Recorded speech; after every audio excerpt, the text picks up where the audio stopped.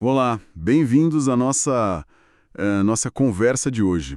Temos aqui um material bem interessante, né? Um capítulo de teologia sistemática focado nos dons do Espírito Santo. Sim, um tema fascinante. É verdade. E é um tópico que talvez antigamente não tivesse um capítulo só para ele, mas o interesse cresceu demais, principalmente com os movimentos pentecostais, carismáticos. Com certeza ganhou muito destaque. Então, a nossa ideia aqui é investigar um pouco as perguntas principais que esse capítulo levanta, sabe? Tipo, o que são exatamente esses dons? Uhum. Quantos tem? Será que todos ainda valem hoje? E como que alguém pode descobrir os seus e usar? Vamos tentar desembrulhar isso um pouco? Vamos lá. Para começar, então, como é que o material define dom espiritual? A impressão que dá é que é bem amplo, né? Sim, a definição que ele traz é bastante, tipo assim, inclusiva, sabe? Ele define como qualquer capacidade que o Espírito Santo concede para ser usada no ministério da igreja. Qualquer capacidade. Uhum, isso. E o interessante é que ele coloca lado a lado coisas que a gente talvez veja como mais naturais, sei lá, ensinar, ter misericórdia, administrar, Ah, sim. e junto com aquelas que parecem mais milagrosas, né? Tipo profecia, curas, discernimento de espíritos. Entendi. Coloca tudo meio que no mesmo pacote, então. Exato. O ponto central que ele busca lá em Paulo é que a origem é uma só, o Espírito Santo. Isso está lá em 1 Coríntios 12. Certo. E o propósito também é um só, o bem comum, né? O benefício de toda a comunidade de fé e a edificação da igreja. A edificação. Isso. 1 Coríntios 14 fala muito disso. Então não é um talento humano qualquer, sabe? É uma capacitação que vem de Deus, direcionada para o serviço dentro da igreja. Entendi. E o texto faz uma distinção, né, sobre como o Espírito agia no Antigo Testamento e como age agora no Novo. Como isso se encaixa com os dons? Isso é bem importante para ter o quadro completo. Porque sim, o Espírito agia poderosamente no Antigo Testamento, né? Capacitando Moisés, os profetas, até Bezalel para construir o tabernáculo. Sim, lembro disso. Só que a percepção que o texto traz é que essa ação era talvez mais focada em algumas pessoas específicas para tarefas bem definidas. Mais pontual, talvez. Isso, talvez essa seja uma boa palavra. Aí, a grande virada é Pentecostes, né? Atos 2. Ali começa uma nova era, a da nova aliança. A promessa de Joel. Exatamente. Cumprindo Joel 2, que dizia que o Espírito seria derramado sobre toda a carne. A característica dessa nova fase é justamente uma distribuição muito mais ampla, mais geral dos dons para todo o povo de Deus. Ah, então a expectativa muda. Muda. A expectativa passa a ser que cada membro do corpo de Cristo seja equipado pelo Espírito para servir de alguma forma. E com essa distribuição mais ampla, qual seria o propósito principal desses dons hoje, na era da igreja, segundo essa análise? Olha, o propósito central que o material destaca é equipar a igreja para a missão dela no mundo, sabe? E isso até a volta de Cristo. Até a volta dele. Sim, Paulo deixa isso muito claro para os coríntios, lá em 1 Coríntios 1, versículo 7. Ele fala que não falta nenhum dom para eles enquanto eles esperam a manifestação de Jesus. Ele liga diretamente os dons a esse período de espera. Faz sentido. Isso aparece de novo em 1 Coríntios 13. Quando Paulo fala que dons como profecia, línguas, conhecimento, que ele chama de imperfeitos. Sim, o capítulo do amor. Isso. Eles vão durar até que venha o que é perfeito. E o texto argumenta que esse perfeito é a volta de Cristo, a consumação de tudo. Então, enquanto isso não acontece, o objetivo desses dons é a edificação mútua, o fortalecimento da comunidade. Paulo bate muito nessa tecla em 1 Coríntios 14. Ok, então é para hoje, para construir a igreja enquanto se espera. Exatamente. Mas tem uma camada a mais que o material ressalta e que eu acho fascinante. Ah, é? Qual? É que os dons não são só ferramentas práticas para o agora. Eles funcionam também como, tipo, uma amostra grátis do futuro. Uma garantia da era que está por vir. Uma amostra? Como assim? O próprio Espírito Santo é chamado de penhor, de garantia da nossa herança, né? Em 2 Coríntios 1, Efésios 1. Sim, o selo. Isso. Então, os dons que ele distribui são como que um vislumbre, sabe? Um pequeno spoiler do céu. Que interessante. Dá um exemplo. Claro, pensa assim, o discernimento que a gente pode ter hoje por um dom é uma pequena amostra do discernimento total que teremos na presença de Deus. A sabedoria e o conhecimento, que hoje são parciais, apontam para o dia em que a gente vai conhecer como é conhecido, como Paulo diz. Ah, sim, em 1 Coríntios 13. Isso, as curas físicas são um antigozo da saúde perfeita que teremos nos corpos ressuscitados, glorificados. Uau! E até a diversidade dos dons, o fato de sermos diferentes e precisarmos uns dos outros para funcionar como corpo, 1 Coríntios 12, Efésios 4, isso já prefigura a unidade perfeita que teremos na comunhão lá no céu. Essa ideia dá uma perspectiva muito rica sobre o valor de cada dom, né? Nossa, com certeza. Muda a forma de olhar para eles. E falando em diversidade, uma pergunta clássica. Quantos dons existem? O material indica que as listas na Bíblia não são iguaizinhas, né? Pois é, não são mesmo. Se a gente pega o Novo Testamento, tem listas em 1 Coríntios 12, Romanos 12, Efésios 4. E menções em 1 Pedro 4 outros lugares. As principais. Isso. E o curioso é que nenhuma é igual à outra. Algumas são mais longas, outras mais curtas. Alguns dons aparecem numa lista, mas não em outra. E nenhuma parece querer ser, tipo assim, a lista definitiva e completa. E tem umas coisas que até surpreendem, né? Como o texto menciona, Paulo falando de casamento e celibato como carismas, a mesma palavra para dom lá em 1 Coríntios 7. Exatamente. Esse exemplo do casamento e celibato é ótimo, porque reforça essa ideia.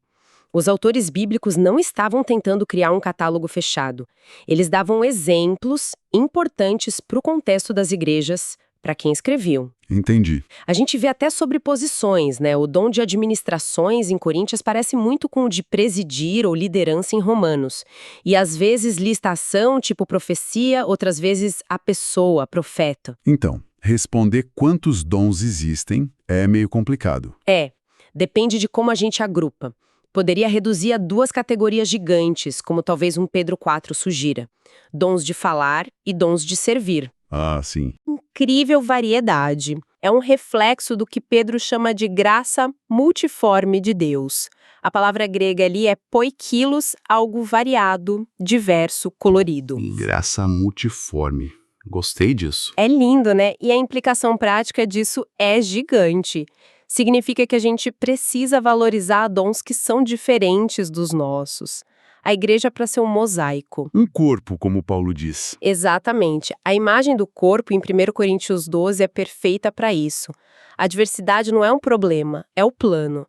Ela nos força a reconhecer que precisamos uns dos outros. O olho não pode dizer para a mão, não preciso de você. Até os dons que parecem menos importantes são essenciais. A diversidade leva à unidade, ou deveria levar. Muito bom. E outro ponto que o texto toca é que os dons podem variar de intensidade. Isso quer dizer que um dom pode ser mais forte ou mais fraco numa pessoa. Sim, essa é uma nuance interessante. Paulo menciona em Romanos 12 que quem profetiza deve fazer isso na proporção da sua fé. Isso já indica que a manifestação pode ter níveis diferentes. E ele também fala para Timóteo não ser negligente com o dom dele, mas para manter viva a chama. Isso está em 1 Timóteo 4 e 2 Timóteo 1. Sugere que um dom pode sim se fortalecer com o uso, com a fé, ou enfraquecer se for deixado de lado. Interessante.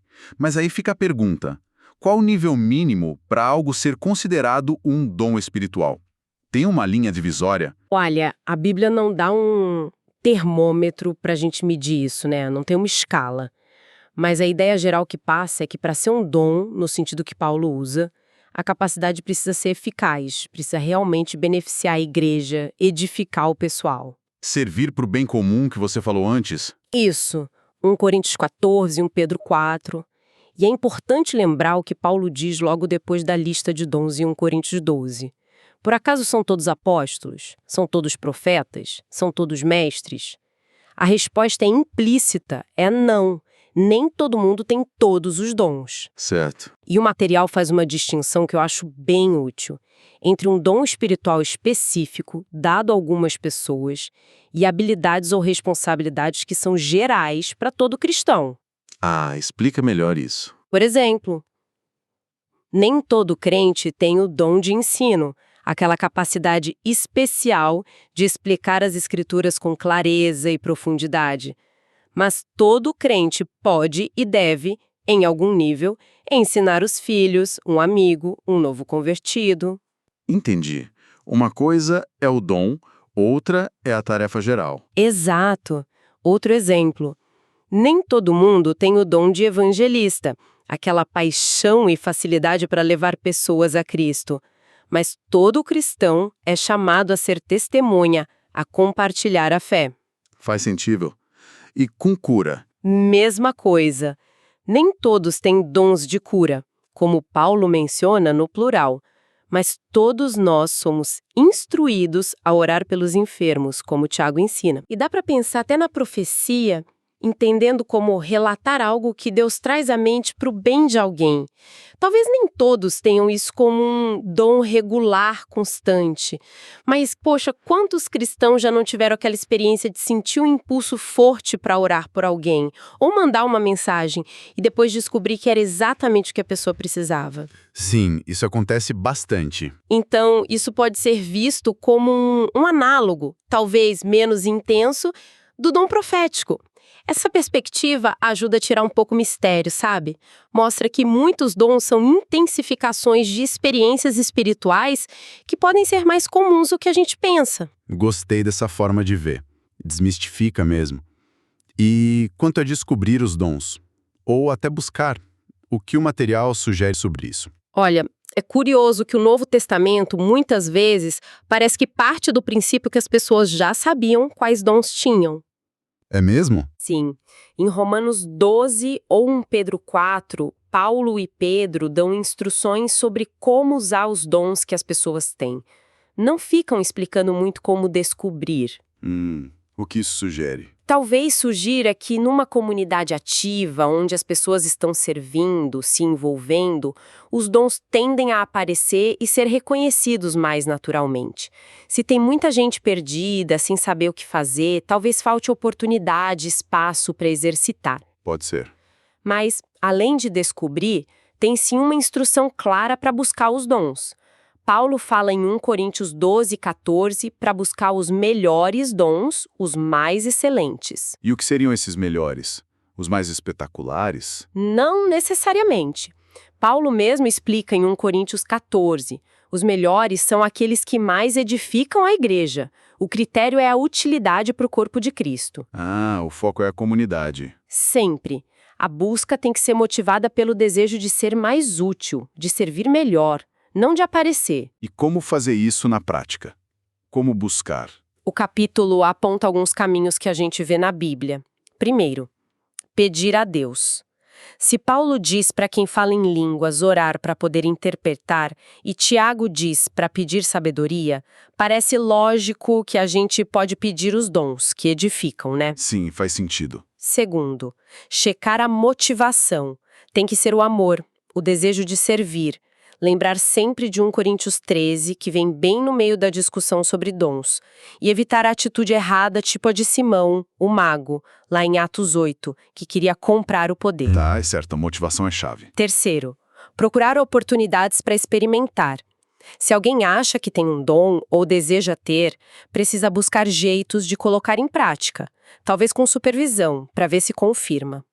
Quarto, continuar usando os dons que já tem. Ser fiel no pouco. E por último, mas não menos importante, aceitar a soberania de Deus. É Ele quem distribui como quer. 1 Coríntios 12 deixa isso claríssimo. Então a gente busca, pede, se esforça, mas no fim confia na decisão dele e reconhece que precisamos uns dos outros, ninguém tem tudo. Ótimo.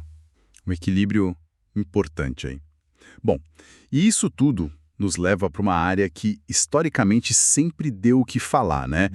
E que o material enfrenta, a questão da cessação, Ah, sim. a controvérsia. Exato. Será que alguns dons, principalmente esses mais chamativos, tipo profecia, línguas, curas, simplesmente pararam de acontecer depois que os apóstolos morreram? Essa é a pergunta central da posição cessacionista, né?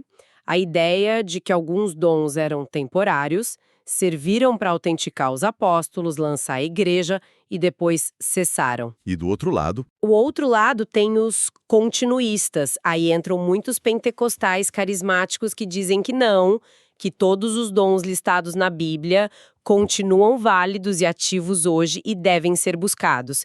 E tem gente no meio que acha que a Bíblia não fecha totalmente a questão. E qual é a linha que o material segue? O material analisa o texto principal desse debate, que é 1 Coríntios 13, versículos 8 a 13. Ali, Paulo fala que profecias, línguas e o conhecimento parcial vão passar, mas o amor não. O ponto crucial é quando eles vão passar. Quando vier o que é perfeito. Certo. O que é perfeito?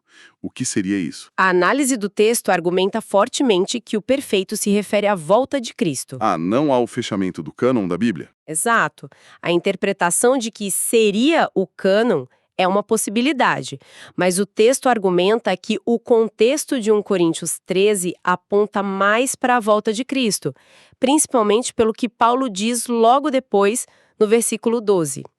Agora vemos em espelho de forma obscura, mas então veremos face a face.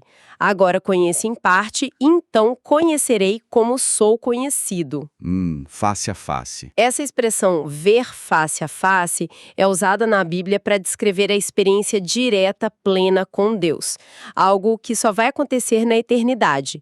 E o conhecimento pleno também aponta para esse estado futuro. Entendi o raciocínio. Então, se o perfeito é a volta de Cristo, a conclusão lógica é que os dons imperfeitos, profecia, línguas, conhecimento parcial, continuariam funcionando até esse momento. O que apoiaria a visão continuista. Exatamente. E essa leitura se encaixa bem com o resto. Reforça a ideia de que o amor é superior, porque dura para sempre. Diferente dos dons que são para esta era. E combina com Coríntios 1:7, que liga os dons à espera pela volta de Cristo. Então, a perspectiva defendida é que a própria Bíblia aponta para a continuidade dos dons. Ok, entendi o argumento principal pela continuidade. Mas e as preocupações que os cessacionistas levantam? O material responde a elas também, né? Sim, ele aborda as objeções mais comuns. Por exemplo, a preocupação com a suficiência das escrituras. A ideia de que, se tem profecia hoje, isso poderia competir com a Bíblia, ou diminuir a autoridade dela. É uma preocupação válida, né? Sim, mas a resposta que o texto dá é que a profecia comum na Igreja do Novo Testamento, como descrita em 1 Coríntios 14, não tinha a mesma autoridade da Escritura. Ela devia ser julgada, avaliada pela comunidade. Se for praticada assim, submissa à Bíblia, não há ameaça. O problema é o abuso, não o uso correto. Certo. Que outra objeção ele trata? Outra é a ideia de que milagres só acontecem em períodos de nova revelação bíblica. Tipo, só com Moisés, os profetas, Jesus e os apóstolos. Ah, sim, já ouvi isso. O contra-argumento é que os milagres na Bíblia tiveram vários propósitos, não só autenticar a revelação. Serviram para mostrar compaixão, para capacitar para o serviço, para glorificar a Deus. E teve muita gente na Bíblia que fez milagres sem escrever escritura, como Elias, Eliseu, Estevão, Filipe.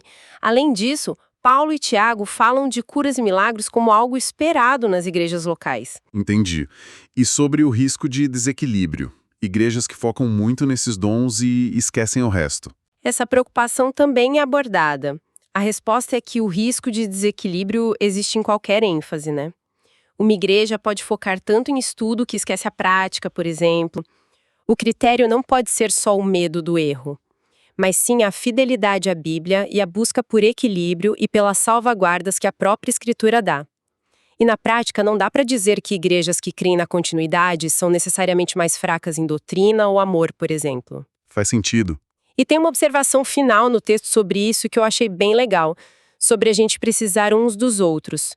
Grupos que historicamente focaram mais na doutrina, no estudo, e que muitas vezes são cessacionistas, e grupos que focaram mais na experiência, no fervor, muitas vezes continuistas. Na verdade, eles se complementam. Interessante. Há uma necessidade mútua aí, um potencial enorme de aprendizado e enriquecimento se houvesse mais diálogo e menos divisão sobre isso. Uma visão de unidade, apesar das diferenças de ênfase. Muito bom. Ok, então, para a gente tentar amarrar as ideias. Vimos que, segundo essa fonte que a gente analisou, os dons espirituais são um conjunto bem variado de capacidades. Sim, bem diverso. Dados pelo Espírito Santo para construir a igreja, né? Para edificar a comunidade nesse tempo em que a gente espera a volta de Cristo. E são também, como você disse, um gostinho do futuro, um vislumbre fascinante do que vem por aí. Exato. E, embora tenha todo um debate histórico sobre se alguns dons pararam ou não, a argumentação que o material traz é a favor da continuidade deles, baseada principalmente em 1 Coríntios 13. Correto. E no fim das contas fica o chamado para a gente descobrir, buscar com a motivação certa que é o amor e o serviço, e usar fielmente o que Deus deu para cada um, para o bem de todos, é isso. É um ótimo resumo. E talvez, sabe, uma provocação final que fica dessa leitura toda seja pensar sobre isso. Diante dessa riqueza toda, dessa diversidade de dons e do chamado para a gente buscar o que mais edifica, como é que uma comunidade cristã pode, na prática mesmo, criar uma cultura que não só aceite, mas que ativamente identifique, encoraje, desenvolva e celebre toda essa variedade de dons que o Espírito distribui? Boa pergunta. Incluindo aqueles dons que parecem mais comuns, menos chamativos, sabe? Como garantir que eles sejam vistos não como algo secundário, mas como parte essencial para o corpo todo funcionar bem, como Paulo tanto insistia? Como cultivar essa valorização de todos os membros e de todos os dons? Uma excelente questão para a gente levar e pensar sobre, com certeza. Bom, agradecemos a quem nos acompanhou nesta análise sobre os dons espirituais. Esperamos ter outra conversa interessante em breve. Até lá!